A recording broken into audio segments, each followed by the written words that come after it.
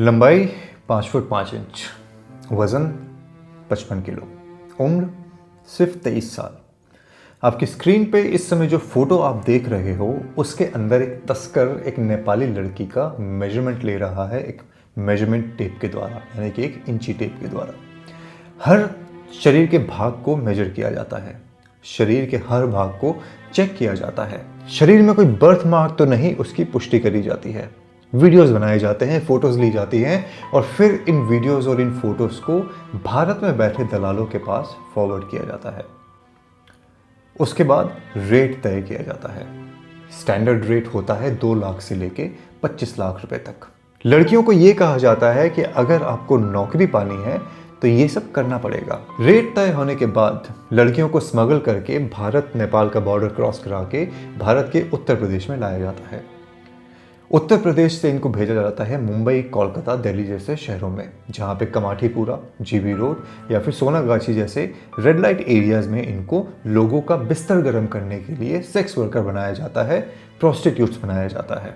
यहाँ से इनकी ज़िंदगी की सिर्फ 2 ही कहानियाँ हैं, या तो जीवन भर वहीं पर प्रोस्टिट्यूशन करना या फिर उसके बाद इनका आगे एक और ऑक्शन होना जो कि मिडिल ईस्ट में होता है, खाड़ी के देशों में होता है, जहाँ पे इन लड़कियों को शेखों के पास बेच दिया जाता है।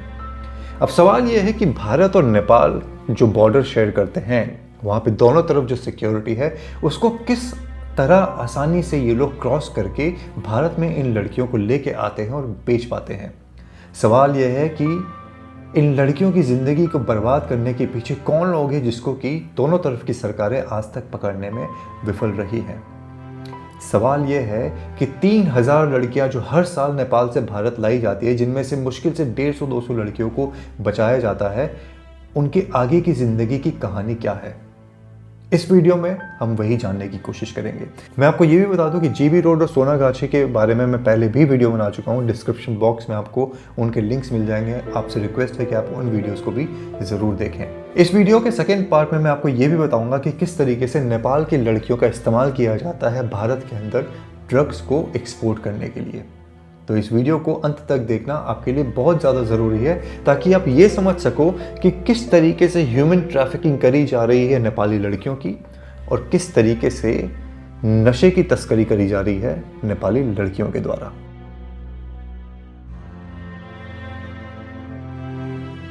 लखनऊ से करीबन 220 किलोमीटर की दूरी पर एक एरिया है जिसका नाम है सिद्धार्थ नगर। ये नेपाल के बॉर्डर से बिल्कुल लगा हुआ है। नेपाल के उस तरफ का जो गांव है उसका नाम है कृष्णनगर और ये कपूरवस्ती जिले के अंदर में आता है। जब आप इस बॉर्डर को क्रॉस करने की कोशिश करोगे तो सबसे पहले आपको एसएसबी के जवान मिलेंगे, जो आपके सामान की, आपकी गाड़ी की, बाइक वगैरह पे जो भी आप सामान लेके जा रहे हो उसकी चेकिंग करते हैं। अब सवाल यह है कि लड़कियों को गांव से निकालकर किस तरीके से लाया जाता है और बॉर्डर कैसे क्रॉस कराया जाता है जब एसएसबी के जवान वहां पर खड़े हैं। तो ये समझने के लिए आपको नेपाल के थोड़ा अंदर जाना पड़ेगा। करीबन 80 किलोमीटर जाने के बाद पहाड़ी रास्ता शुरू हो जाता है और तस्करी के रूट और तरीकों को जानने के लिए अगर आप गांव वालों से कुछ उम्मीद रखोगे कि वो आपको कुछ बता देंगे तो ये आपकी गलतफहमी है, क्योंकि उनका ये कहना है कि अगर वो तस्करी के बारे में कुछ भी जानकारी देंगे, अगर इन्फॉर्मेशन देंगे तो उनके लिए वहाँ पर रहना मुश्किल हो जाएगा। लेकिन एक लॉजिकल चीज़ है जो अगर आप थोड़ा ऑब्जर्व करोगे इन एरियाज़ में जाके तो आप इमीडिएटली समझ जाओगे। 2 पर्टिकुलर पॉइंट्स, वो ये कि तस्करी उन लड़कियों की ज़्यादा होती है जो कि दुर्गम पहाड़ियों पर रहा करती हैं। जो समतल एरिया में रहती हैं नीचे की तरफ, उनकी उतनी तस्करी नहीं होती। पहला रीज़न तो ये कि ऊपर पहाड़ी पर रहने वाली लड़कियां खूबसूरत काफ़ी होती हैं और नीचे की तरफ रहने वाली लड़कियां थोड़ी इंडियंस दिखती हैं, तो तस्करी उनकी करके कोई फ़ायदा नहीं है, क्योंकि लोगों की फैंटेसी को सेटिस्फाई नहीं किया जा सकता। और दूसरा कारण यह है कि पहाड़ी में रहने वाले लोग ज़्यादा गरीब होते हैं, इसलिए उनको टारगेट करना बहुत ज़्यादा आसान होता है। आपकी स्क्रीन के ऊपर एक फ़ोटो लगी हुई जिसमें 9 पॉइंट्स दिखाए गए हैं जो डिफाइन करते हैं कि किस तरीके से ये सारा का सारा काम होता है। पहला पॉइंट है कि सोशल मीडिया से तस्कर लड़कियों से जुड़ते हैं, प्यार में फंसाते हैं, घर से भगाने के लिए उकसाते हैं, शादी के बाद उन्हें बेहतर जिंदगी का सपना दिखाते हैं, लड़की को समझाते हैं कि सुरक्षा एजेंसी पूछताछ करे तो उनसे बातें कैसे करनी है। जो स्मगलर्स होते हैं वो बॉर्डर की रेकी करते हैं, जवानों की शिफ्ट टाइमिंग्स देखते हैं। इसके पहले कि मैं कुछ दर्दनाक कहानियां आप लोगों के साथ शेयर करूं, मैं आप लोगों को नटशेल में बताना चाहता हूं कि ये सारा का सारा एग्जीक्यूशन होता कैसे है। सोशल मीडिया जो कि एक्चुअल में एक आशीर्वाद होना चाहिए था हमारी ज़िंदगी के अंदर, वो एक अभिशाप बना हुआ है। क्योंकि सबसे पहला स्टेप होता है सोशल मीडिया पे लड़की से बातचीत करना, उनको अपने प्यार के जाल में फंसाना। प्यार के जाल में फंसाने के बाद लड़के जनरली उन लड़कियों को घर से भागने के लिए उकसाते हैं। शादी के बाद एक बेहतरीन ज़िंदगी का सपना दिखाते हैं। लड़की को ये तक बताया जाता है कि जब आप बॉर्डर के इस तरफ आ रही हो तो सुरक्षा एजेंसी जब भी आपसे सवाल करें तो आपको किस तरीके से जवाब देने हैं। लड़की जब तैयार हो जाती है तो उसके बाद उनको उनके दोस्तों के पास पहुंचाया जाता है। आपको ये जानकर आश्चर्य होगा कि कई लड़कियां अकेले भी बॉर्डर क्रॉस करती हैं ताकि किसी को शक ना हो और इजीली ये सारा का सारा ह्यूमन ट्रैफिकिंग का काम जो है आसानी से चलता रहे। नेपाल से भारत लाने में कम से कम 5 से 6 लोगों का हाथ होता है, जिसके बारे में डिटेल में बताऊंगा मैं आप लोगों को। तस्कर फिर इन्हें दिल्ली मुंबई, जैसे मैंने बताया दिल्ली मुंबई कोलकाता जैसे एरियाज में लेके जाते हैं और वहाँ पे इनकी जिस्म की नीलामी करी जाती है। स्मगलिंग के लिए हैंडलर्स अलग अलग होते हैं। पहला वो जो लड़की को गाँव से निकालता है, दूसरा वो जो लड़की को बॉर्डर क्रॉस करवाता है और तीसरा वो जो उस लड़की को एक्चुअली डेजिग्नेटेड एरिया में पहुंचाता है, Kamathipura, GB road, Sonagachi, so forth and so on. किस सिस्टमेटिक तरीके से सारा का सारा कार्य किया जाता है वो आपको मैं 2 पॉइंट में समझाने की कोशिश करता हूं। पहला पॉइंट तो ये है कि लड़कियों को पहाड़ी से नीचे लाने के बाद उनको पहले काठमांडू में ठहराया जाता है। वहां पर कुछ दिन रखने के बाद उन्हें बॉर्डर के किसी गांव, किसी कस्बे के अंदर 10 से 15 दिन रखा जाता है। जब स्मगलिंग कराने वाले दोनों साइड से जो लोग होते हैं उनका ग्रीन सिग्नल मिलता है तो फिर इनको स्मगलर को सौंप दिया जाता है। फॉर सम रीजन अगर ये काठमांडू में नहीं रुकवा पाते लड़की को तो 100 से 150 किलोमीटर की रेंज के एरिया में इनको रखा जाता है ताकि ग्रीन सिग्नल जैसे ही आए इनको ह्यूमन ट्रैफिकिंग के लिए इमीडिएटली प्रस्थान करवा दिया जाए। बॉर्डर से जितने भी छोटे छोटे गांव लगे हुए होते हैं वो इनके लॉन्चिंग पैड्स की तरह इस्तेमाल करते हैं, ठीक उसी तरीके से जिस तरीके से पाकिस्तान टेररिस्ट पैड्स का इस्तेमाल करता है। बॉर्डर पार करवाने में ये तस्कर एक्सपर्ट होते हैं। आपको ये जानकर आश्चर्य होगा कि कभी कभी तो लड़की को बॉर्डर पार कराने के लिए या तो झुंड का इस्तेमाल किया जाता है या फिर लड़की को अकेले भेज दिया जाता है। जितने लोग कम होते हैं संख्या में, शक उतना कम होता है। और जैसे ही आप एक बारी बॉर्डर क्रॉस कर लेते हो उसके बाद का जो सफ़र है वो आसान हो जाता है, क्योंकि बॉर्डर क्रॉस करने के बाद यूपी आने के बाद ऐसी कोई बस सर्विस नहीं है जो आपको भारत के अलग अलग हिस्से में ना पहुंचा सके। भारत में लाने के बाद सबसे पहले इनको किसी घर में रखा जाता है। इनकी फ़ोटोज़ को देश विदेश में भेजा जाता है। जो लड़कियां खुशकिस्मत होती हैं वो खाड़ी पहुंच जाती हैं और जिन लड़कियों की किस्मत ख़राब होती है वो जीबी रोड पहुंच जाती हैं। सारी की सारी बोलियां फ़ोन पे लगती हैं, व्हाट्सएप वीडियो कॉल्स के ऊपर, टेलीग्राम के ऊपर, सिग्नल ऐप के ऊपर, जिनको ट्रैक नहीं किया जा सकता। जैसे मैंने वीडियो के स्टार्टिंग में बताया, 2 से 25 लाख रुपए तक की कीमत लगाई जाती है एक नॉर्मल नेपाली लड़की की जिसकी उम्र 18 से 35 के बीच की हो। एक लड़की है जिसका नाम ऑब्वियसली इंटरनेट पे बदल के बताया गया है। उसने अपनी एक कहानी शेयर करी थी। नेपाल के बागमती प्रदेश में रहने वाली ये लड़की है। किस तरीके से लोगों को टारगेट किया जाता है, ज़िंदगी को कैसे रातों रात बदल दिया जाता है, उसने अपनी कहानी में शेयर किया था। उसने ये बताया था कि वो अपने परिवार के साथ ऊपर पहाड़ी में रहा करती थी। आर्थिक तंगी थी। अचानक से गांव के कुछ लोग उनसे संपर्क में आते हैं और उनको ये कहते हैं कि कब तक मेहनत मजदूरी करोगी, कब तक आर्थिक तंगी में जियोगी, कब तक गरीबी से संघर्ष करोगी। तो उसने उनसे कहा कि मैं और क्या ही कर सकती हूँ। तो उन्होंने कहा शहर क्यों नहीं जाती। उन्होंने उस लड़की को बड़े बड़े सपने दिखाए कि शहर में जाके तुम ऐशो आराम की ज़िंदगी जी सकती हो, पैसा कमा सकती हो, अपने माँ बाप को सपोर्ट कर सकती हो, छोटे भाई बहन का खर्चा उठा सकते हो और ऐसा कोई ऐशो आराम नहीं है जो आपको शहर में नहीं मिलेगा। ये लड़की मान जाती है।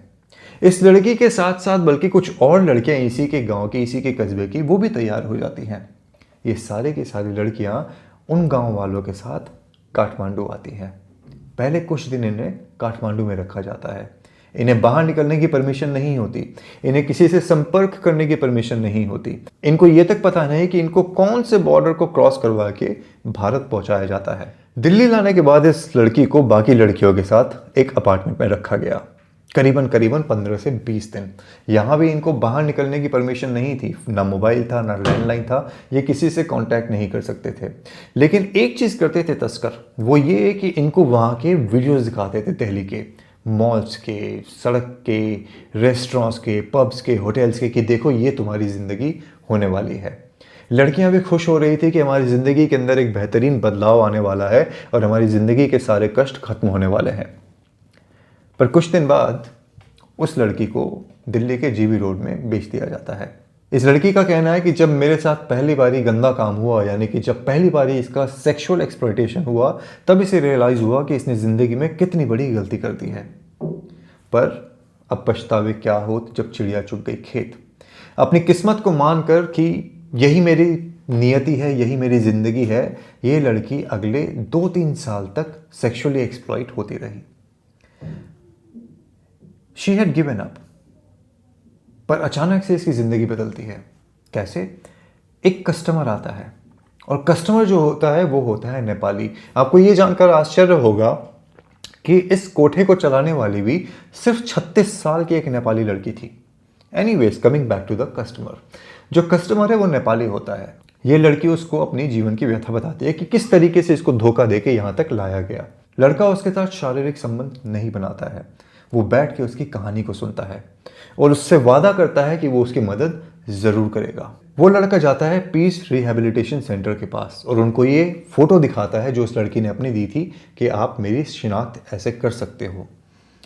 पीस रिहैबिलिटेशन सेंटर वाले जीबी रोड पहुंचते हैं, कोठी नंबर 56।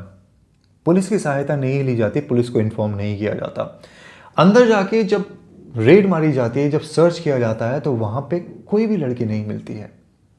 मैदान खाली, सिर्फ वो 36 साल की नेपाली लड़की वहाँ पर थी। अब सवाल ये था कि सारी की सारी लड़कियां रातों रात कहाँ चली गई और उनको कहाँ ढूंढा जाए। आसपास में पूछताछ करी गई, कुछ पता नहीं चला। अचानक से पीस रिहैबिलिटेशन सेंटर के एक एक्टिविस्ट ने उस फोटो को दोबारा से देखा तो उसने पाया कि ये जो लड़की थी, ये जो नेपाली लड़की थी, वो एक पिलर के पास खड़ी थी जो कि उस कोठे के अंदर था। वो फिर से 56 नंबर कोठे के अंदर जाते हैं, उस पिलर को खटखटाते हैं तो उन्हें पता चलता है कि वो खोखला है। उस पिलर के अंदर एक गुप्त द्वार था। उस गुप्त द्वार को खोला जाता है और उसके अंदर से 16 लड़कियों को रेस्क्यू करवाया जाता है, जिसके अंदर ये लड़की भी थी। इन सारी लड़कियों को इवेंचुअली नेपाल भेजा जाता है वापस और अपने अपने घर में इनकी वापस से एंट्री कराई जाती है। लेकिन इस लड़की का ये कहना है कि हम वापस तो आ गए पर लोग हमें अब गंदी नज़रों से देखते हैं, बल्कि इस तरह से देखते हैं कि शायद मैं पैदा ही वेश्या हुई थी, प्रॉस्टिट्यूट हुई थी और वो उसका फ़ायदा उठा सकते हैं।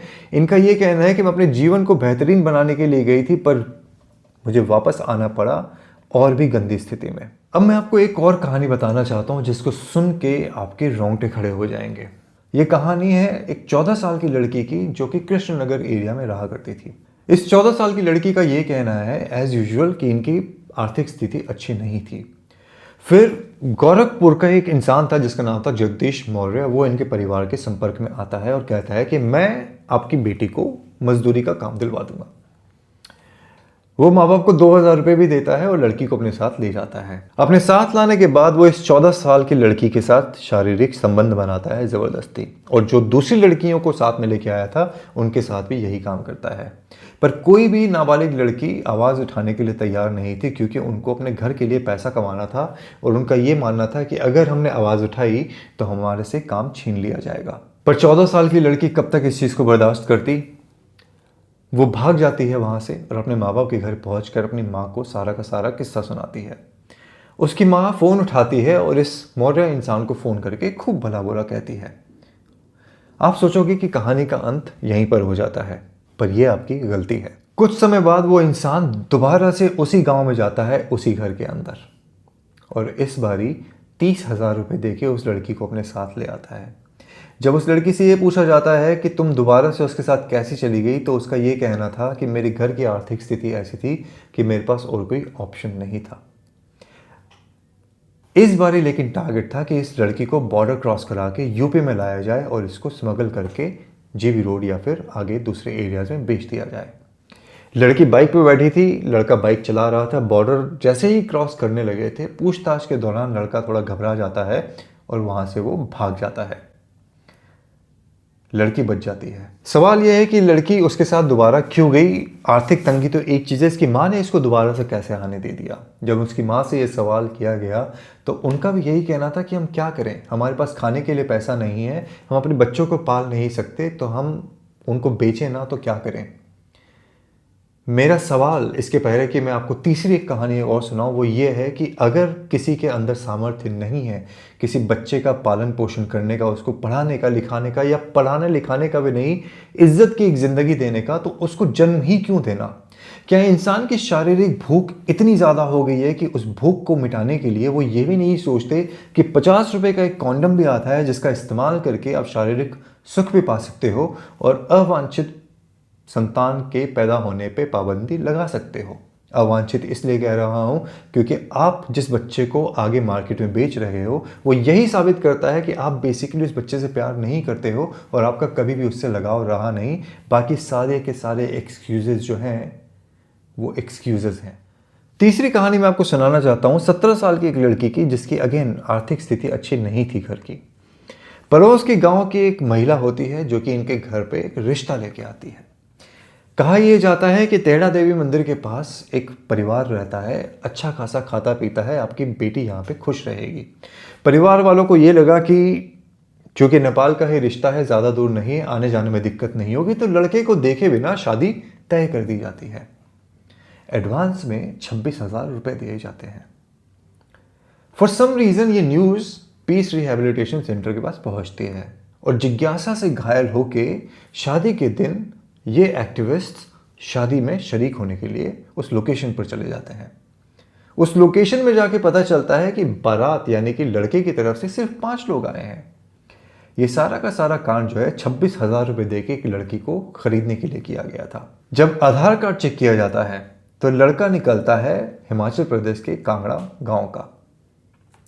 मकसद वही था, लड़की से शादी करना, पत्नी बना के इस तरफ लाना और यहां आके उसको बेच देना। वीडियो के स्टार्टिंग में मैंने आपको कुछ पॉइंट्स बताए थे किस तरीके से लड़कियों को फंसाया जाता है। मैं उनको थोड़ा सा रिविजिट करना चाहता हूं संक्षिप्त तरीके से कि पहला तरीका क्या है लड़कियों को फंसाने का। ये लड़कियां ऐसे गरीब इलाकों में रहती हैं, आर्थिक तंगी इनकी इतनी ज़्यादा होती है कि सोशल मीडिया पर सबसे पहले इनसे संपर्क बनाते हैं ये लड़के। इनको शहर की चकाचौंध दिखाते हैं, मॉल्स की फ़ोटोज़, थिएटर की फ़ोटोज़, वीडियोस की, डांस की, मस्ती की, अलग अलग लोकेशंस की, और इनको प्यार में उकसाया जाता है। और इनमें से काफ़ी किस्से आपको जान के आश्चर्य नहीं होगा वैसे लव जिहाद के होते हैं, जहाँ पे लड़की जो है हिंदू होती है और लड़का मुसलमान होता है। बॉर्डर क्रॉस करने के बाद कुछ लड़के इनसे शादी कर लेते हैं, पर मोर और लेस ज़्यादातर लड़कियों को बेच दिया जाता है।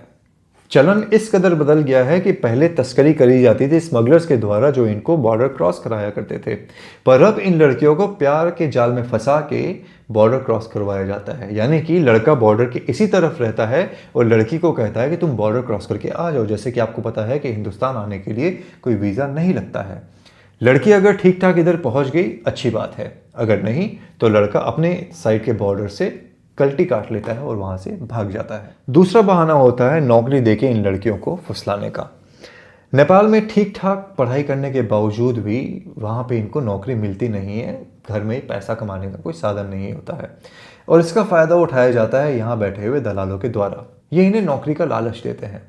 नौकरी में इन्हें मार्केटिंग वगैरह या फिर नेटवर्किंग वगैरह का लालच दिया जाता है कि इन फील्ड्स में जाके आप बहुत पैसा कमा सकते हो।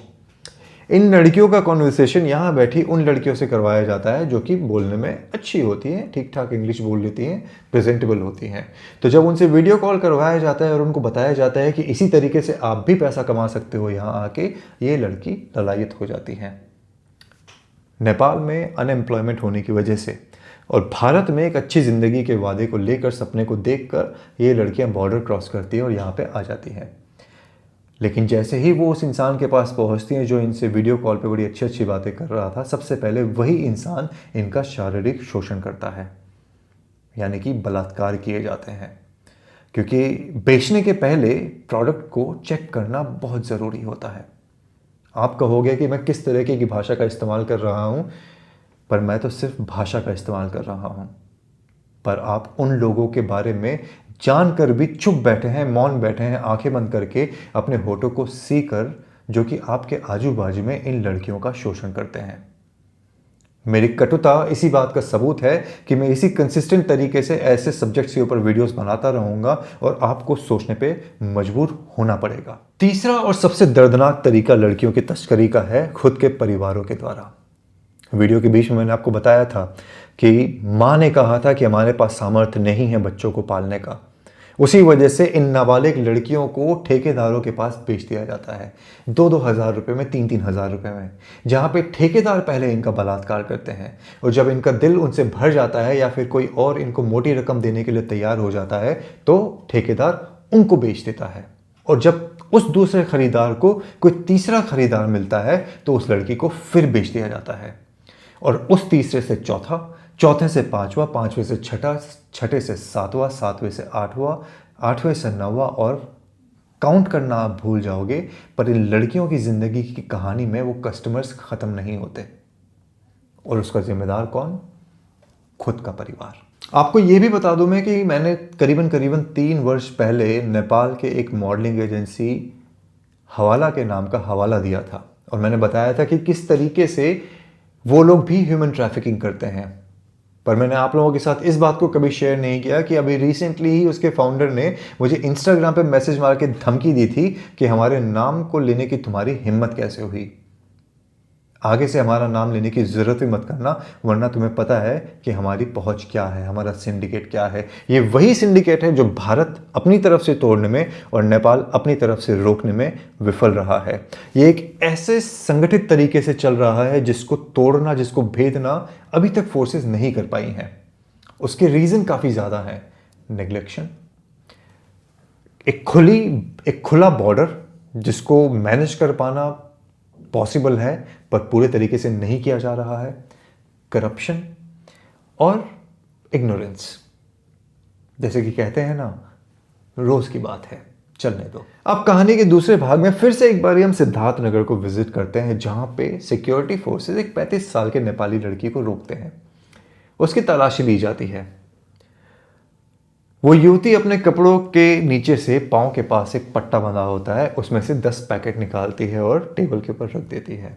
उन पैकेट में होती है चरस, वजन होता है 10 किलोग्राम। इंटरनेशनल मार्केट में 10 किलो चरस की कीमत करीबन 5 करोड़ बताई गई है, पर इसको ट्रैफिक करने वाली लड़की को मिलते हैं सिर्फ 3 से 5 हज़ार रुपए। भारत और नेपाल के बीच में करीबन 1850 किलोमीटर का ओपन बॉर्डर है, जिसमें से 651 किलोमीटर तो यूपी से लगे हुए हैं, जहां से मैंने आपको वीडियो के पहले भाग में बताया किस तरीके से लड़कियों को स्मगल किया जाता है। ये 651 किलोमीटर का एरिया वही एरिया है जिससे यही लड़कियां, नेपाल की लड़कियां 2 से 5 हज़ार रुपए के लिए, चूंकि ना इनको इंग्लिश बोलनी आती है, ना ये प्रेजेंटेबल उतनी होती हैं कि ये उन नौकरियों में कोशिश भी कर सके जिसका लालच देके इनको बुलाया जाता है बेचने के लिए, तो इनको बेसिकली पेडलर बना दिया जाता है। अब सवाल ये है कि इसको रोकने के लिए क्या पर्याप्त कदम उठाए जा रहे हैं? उन कदमों के बारे में बात करने के पहले आपको इस सिंडिकेट को भी समझना पड़ेगा कि यह सिंडिकेट किस तरीके से काम करता है और किस तरीके के लोग इस्तेमाल किए जाते हैं ड्रग्स की पेडलिंग के लिए। आपको ये जानकर आश्चर्य होगा, सिर्फ नेपाली लड़कियां नहीं, छोटे छोटे टीनेजर्स, बड़े बुजुर्ग भी इस काम में लिप्त हैं, जो कि चरस वहां से उठाकर यहाँ पे लेके आते हैं। रास्ता बड़ा सिंपल सा है, बड़े ट्रक्स का इस्तेमाल नहीं किया जाता, बड़े टेम्पोस का इस्तेमाल नहीं किया जाता। छोटे छोटे कंसाइनमेंट्स जो आते हैं, छोटी छोटी चीज़ें जो उधर से इधर आती है, बॉर्डर से रोज़ आना जाना जो होता है, उनके अंदर पैकेट्स, छोटे छोटे पैकेट्स छुपा के लाए जाते हैं। कोशिश ये रहती है कि किसी भी तरीके से एक बड़ा कंसाइनमेंट ना भेजा जाए, बल्कि मल्टीपल कंसाइनमेंट्स तैयार किए जाते हैं, जहाँ पे चेकिंग के दौरान पे उनका मिस आउट हो जाना सिक्योरिटी फोर्सेस के द्वारा थोड़ा पॉसिबिलिटीज़ उसकी ज़्यादा बढ़ जाती है। आपको ये जानकर आश्चर्य होगा कि कई बारी तो चरस की स्मगलिंग बाइक पे और नॉर्मल पेडलर साइकिल के ऊपर भी हो जाती है। सिक्योरिटी फोर्सेस का ये कहना है कि चूंकि जवान बिजी रहते हैं बड़े ट्रक्स को चेक करने में, बड़ी लॉरियों को चेक करने में, तो ये जो छोटे मोटे लोग जो आजू बाजू से परिवार की तरह दिखने वाले निकल जाते हैं, इनको उतना चेक नहीं किया जाता है।